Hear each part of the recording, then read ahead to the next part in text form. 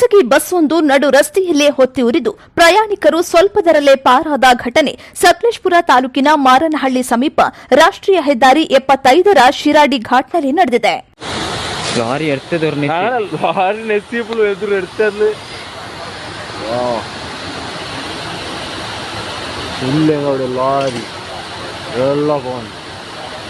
ഉറങ്ങിട്ടിരിക്കാറ് അവിടെ വെച്ചിട്ട്.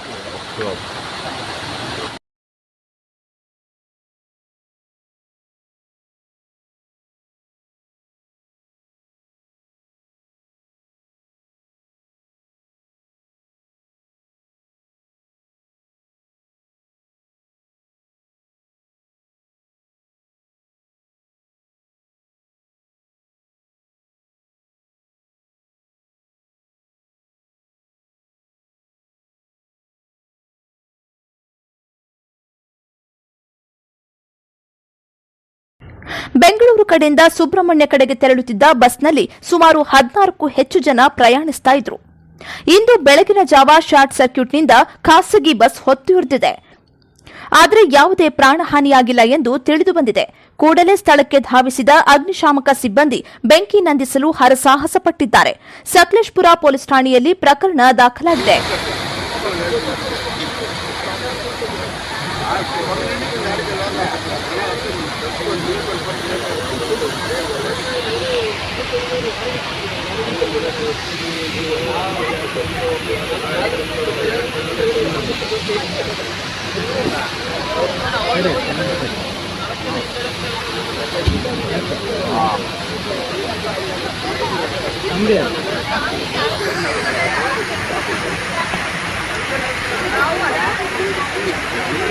Voice of Kannadiga news, Hassan ಜಿಲ್ಲೆ, ಸಕಲೇಶಪುರ.